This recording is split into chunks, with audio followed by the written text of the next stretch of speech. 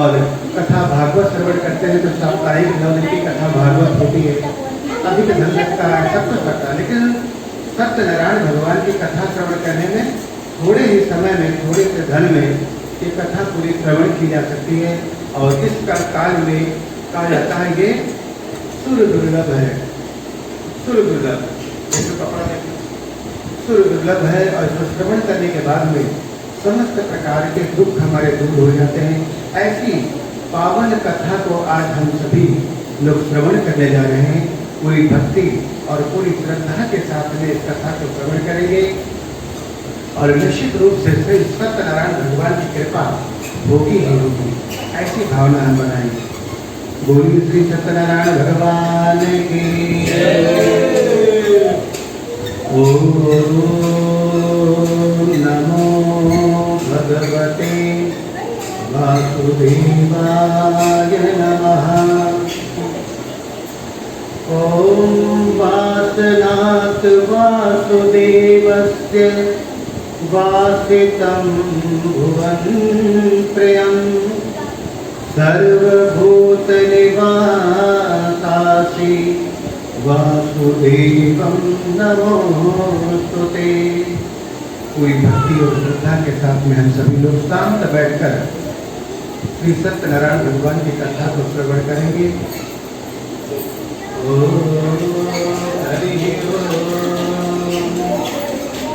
हम सभी लोग जानते हैं श्री सत्यनारायण भगवान की कथा 5 अध्याय में है, 5 अध्याय में श्रवण करेंगे। श्री भागवत कथा पुराण में से स्कंद पुराण से रेवा खंड के लिए कथा ली गई है। इस कथा को हम सभी लोग सुनें।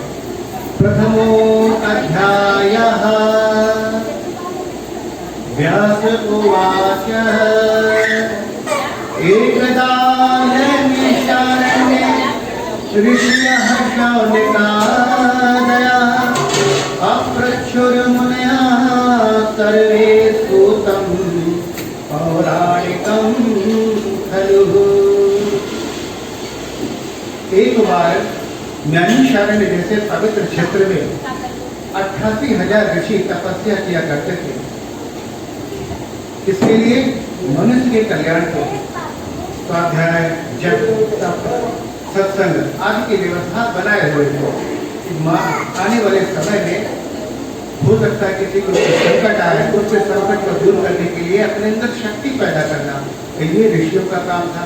तो शौनक आदि ऋषि नैमिषारण्य जैसे पवित्र क्षेत्र में जब तप में लीन रहते थे और उन्होंने देखा, कहा जाता है कि संतों की दिव्य दृष्टि होती, उन्होंने देखा कि महाभारत का युद्ध समापन की ओर है और कलयुग का आगमन हो रहा था। और ऋषियों ने देखा धीरे धीरे धीरे धीरे धीरे कलयुग का आगमन ऐसा हुआ या पूरी धरती पर इस मृत्यु लोक में छा गया। कलयुग की अवधि बताई गई है 4,32,000 वर्ष। सबको पता होगा कलयुग की अवधि 4,32,000 वर्ष है और जिसमें 5,000 वर्ष पूरे हो चुके हैं। तो शौनक आदि ऋषियों ने देखा कि अभी तो 5,000 वर्ष पूरे हुए हैं और आने वाले इस कलिकाल में जब घोर कलयुग आएगा, भयानक कलयुग आएगा, तो हर व्यक्ति दुखी होगा, परेशान होगा। हर घर में हर व्यक्ति परेशान होगा, हर घर में मनमुटाव होगा, दूरियां आ जाएंगी, लोग को पहचानेंगे नहीं, हर व्यक्ति के अंदर चालाकी आ जाएगी। ये क्या होगा? कलयुग का प्रकोप होगा। तो संतों का हृदय बड़ा व्याकुल होता है, उनका हृदय दुखी हुआ। शौनक आदि ऋषियों ने देखा और सोचा कि आने वाले समय में मनुष्य के जीवन में बहुत सारे संकट आने वाले हैं, इन संकटों को कैसे दूर किया जाए, कैसे निवारण किया जाए। अब वो सब सोचने लगे कैसे क्या किया जाए। तो उन्होंने सोचा कि इसका निवारण सिर्फ गुरु के पास ही है। गुरु के दरबार में चलते हैं और सूत जी महाराज के गुरु थे, तो गुरु के दरबार में चलते हैं और गुरु ही इन समस्याओं का निराकरण करेंगे। और सूत जी महाराज गुरु का स्मरण करते हुए, गुरु का काम करते हुए चल देते हैं। कहा? गुरु के दरबार चल देते हैं कि गुरुवर इन समस्याओं का समाधान करेंगे। दरबार में सच्चे सदगुरु के दरबार में सच्चे सदगुरु के दर्द मिटाए जाते, दुख दर्द मिटाए जाते। दरबार में सच्चे सदगुरु के, दरबार में सच्चे सदगुरु के दर्द मिटाए जाते, दुख दर्द मिटाए जाते।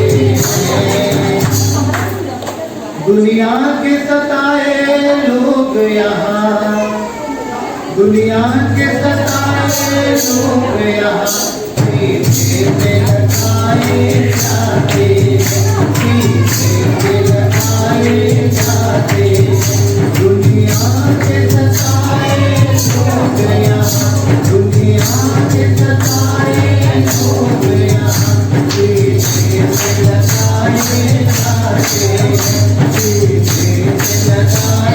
जाते, मत घबराओ ऐ जग वालों, मत घबराओ ऐ जग वालों। घर पर शीश झुकाने, इस घर पर शीश झुकाने। मत घबराओ ऐ जग वालों, मत घबराओ ऐ जग वालों। इस घर पर शीश झुकाने, इस घर पर शीश झुकाने। भर भर के जाम सत्कर्मों के, भर भर के जाम सत्कर्मों के। कहाँ? गुरु के दरबार में। भर भर के जाम सत्कर्मों के यहाँ रोज पिलाए जाते, यहाँ रोज पिलाए जाते। भर भर के जाम सत्कर्मों के, भर भर के जाम सत्कर्मों के यहाँ रोज पिलाए जाते, यहाँ रोज पिलाए जाते। शौनक आदि ऋषि गुरु के पास पहुंचते हैं। सूत जी महाराज का आगमन हो रहा था, दंडवत प्रणाम करते हैं। कहते हैं, हे सूत जी महाराज, हे गुरुवर, इस कलिकाल में आने वाले समय में जब घोर कलयुग आएगा तो अंतर दिव्य दृष्टि से हमने देखा आने वाले समय में हर व्यक्ति दुखी होगा, कलयुग का प्रकोप बहुत ज्यादा ही धरती पर होगा। कोई छोटा सा उपाय बताओ कि इस जो मनुष्य दुख पाएगा, इनके दुखों को कैसे दूर किया जाए। हे गुरुवर, कोई उपाय बताइए। गुरु जी प्रसन्न हो जाते हैं, कहते हैं, संतों का हृदय मस्तक के समान होता है, यही इसीलिए संत महान होते हैं, पूजनीय होते हैं। अपने बारे में तो इतना सोचते नहीं, कम कपड़ों में रहते हैं, हिमालय आदि पर रहते हैं, भोजन इत्यादि कंदमूल खाया करते हैं, लेकिन मनुष्य प्राणी मात्र के कल्याण के लिए निरंतर सोचा करते हैं, इसीलिए संतों को बारंबार प्रणाम है। ठीक ऐसा ही प्रश्न एक बार देवर्षि नारद ने पूछा था विष्णु भगवान से, जैसा आप आज प्रश्न कर रहे हैं मानव के कल्याण के लिए, वही वृत्तांत हम आपको बताते हैं। जब नारद जी ने मनुष्य के कल्याण के लिए उनके मन में आया, कहा, नारद जी भ्रमण करते रहते हैं, ये तो एक लोक है धरती पर, तो लोग और अनेक लोक है, अनेक लोकों में भ्रमण करते रहते हैं। और सूत जी महाराज शौनक आदि ऋषियों को बता रहे हैं, वे समय समय पर भूतल पर, कौन? देवर्षि नारद। वे समय समय पर भूतल पर विचरण भी करते रहते, विचरण भी करते रहते। वे समय समय पर भूतल पर, वे समय समय पर भूतल पर विचरण भी करते रहते, विचरण भी करते रहते। भव आतप से पीड़ित जन के, भव आतप से पीड़ित जन की चर्चा से करते करते, चर्चा से करते करते। भव आतप से पीड़ित जन की, भव आतप से पीड़ित जन की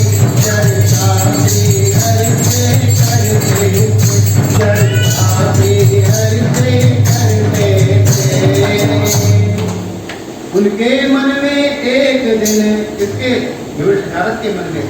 उनके मन में एक दिन आया एक विचार, दुखी दरिद्री मनुज का कैसे हो उद्धार, दुखी दरिद्री मनुज का कैसे हो उद्धार। विवश नारद ने देखा कि अरे विभिन्न अनेक लोकों में भ्रमण करते करते उन्हें मृत्यु लोक को जब आते हैं देखते हर व्यक्ति दुखी है, अशांत है।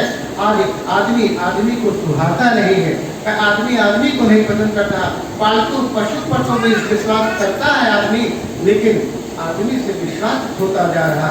आज हाल इतना बुरा हो गया है कि मनुष्य मनुष्य पर विश्वास नहीं कर रहा है। और ये सब देखकर दिवस नारद ने देखा कोई रामायण का पाठ कर रहा है, कोई गीता का पाठ कर रहा है, सब भगवान में लीन है, लेकिन रामायण का पाठ तो करता है लेकिन राम और भरत का प्रेम भूल गया।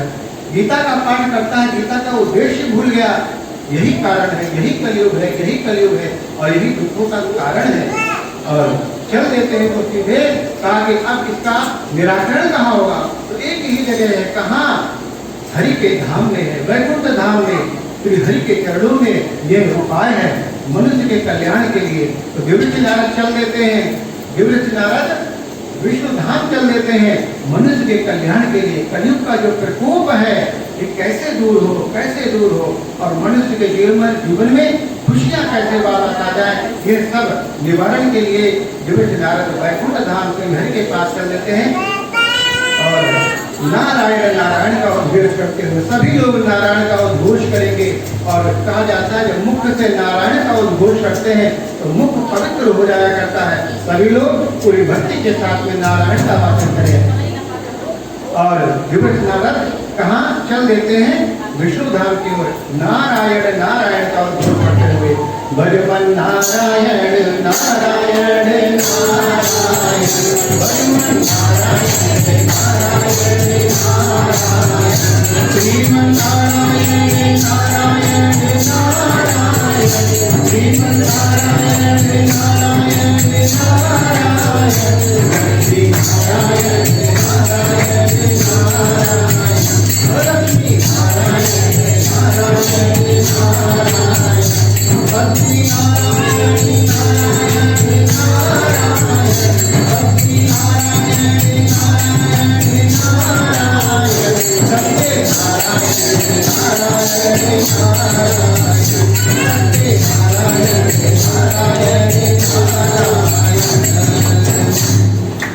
नारायण नारायण नारायण का उद्घोष करते हुए दिव्य नारद विष्णु भगवान के पास पहुंचते हैं और विष्णु भगवान को प्रणाम करते हैं और कहते हैं हे विष्णु भगवान, आज इस मृत्यु लोक में हर व्यक्ति दुखी है, इनके दुखों को दूर करने के लिए कोई उपाय बताओ। तो विष्णु भगवान कहते हैं कैसा दुख? का कोई तन दुखी, कोई मन दुखी, कोई धन बिन रहत उदास।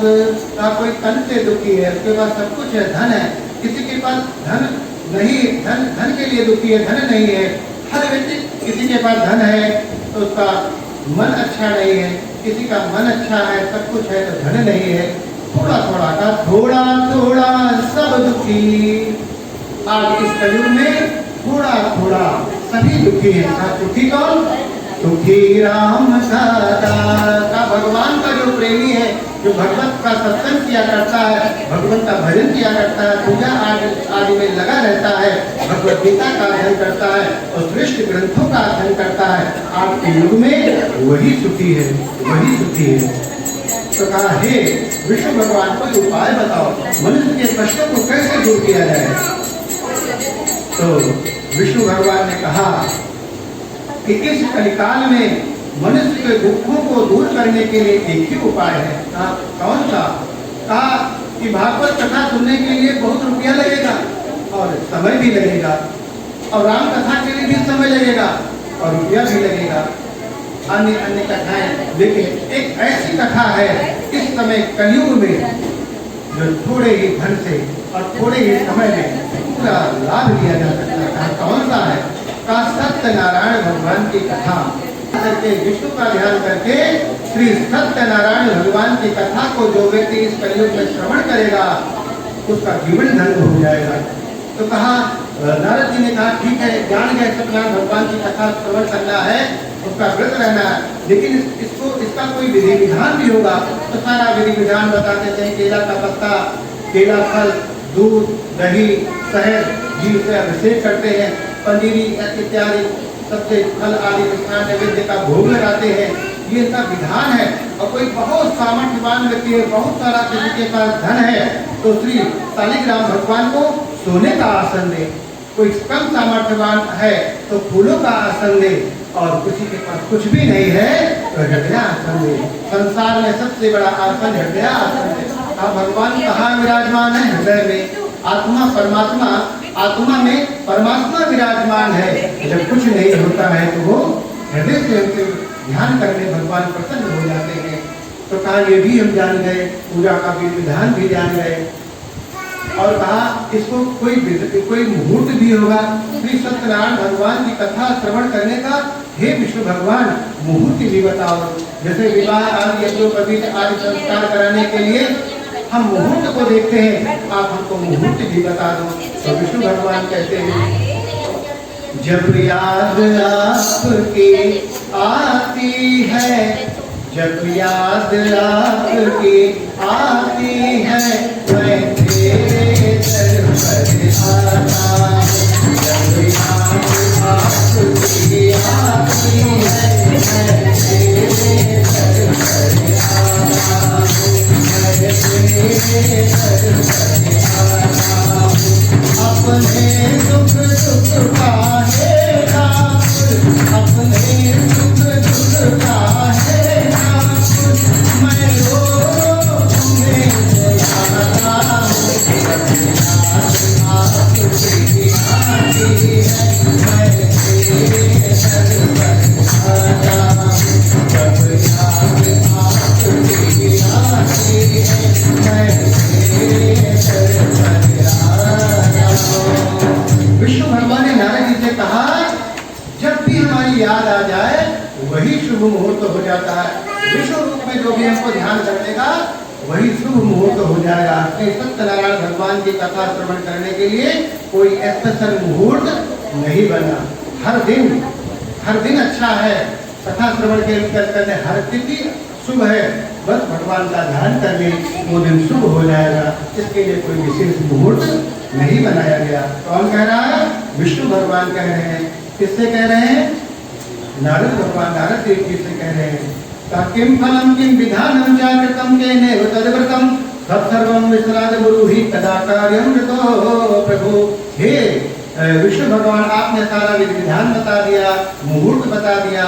अब लेकिन इसका अधिक लाभ किसको प्राप्त होगा? सभी लोग पूजा अर्चन करते हैं, इत्यादि करते हैं। किसी को कम मिलता है, किसी को ज्यादा मिलता है। ये भी भगवान बता दो। तो कहा इसमें 3 चीजें जुड़ी हैं। अधिक लाभ प्राप्त करने के लिए पहले तो भक्ति जुड़ी हुई है और दूसरी श्रद्धा। श्री सत्यनारायण भगवान की कथा श्रवण करने के लिए भक्ति जरूरी है और उसके साथ श्रद्धा भी होनी चाहिए। और ये दोनों जब जुड़ जाएगी तो सिद्धि अपने आप प्राप्त हो जाएगी। सिद्धि अपने आप प्राप्त हो जाएगी। तो कहा ये 2 चीजें बहुत ही जरूरी है। और कहा कि हे देवर्ष नारद, जाओ इस धरती पर जाओ और सबको हर घर में ये कथा पहुंचा दो। कोई भी शादी विवाह, छोटी बड़ी पूजा हो, कोई भी अनुष्ठान हो, हर जगह ये कथा पहुंचा दो। इस कथा से सबका कल्याण हो जाए, सबका कल्याण होगा, सबका कल्याण होगा। आप जाइए हे देवर्ष नारद, इस कथा को मृत्यु लोक में पहुंचा दो, जिससे इस मृत्यु में जो इस कलयुग का प्रकोप है, इस कलयुग से बचने के लिए एक यही साधन है श्री सत्यनारायण भगवान की कथा को श्रवण करना, उसके व्रत को करना। और ये सब श्रवण करके देवर्ष नारद विष्णु भगवान को प्रणाम कर देते हैं और धरती पर आ जाते हैं और हर घर में कथा पहुंचा देते हैं। जैसे आज यहाँ पर कथा हो रही है और सबका कल्याण होगा।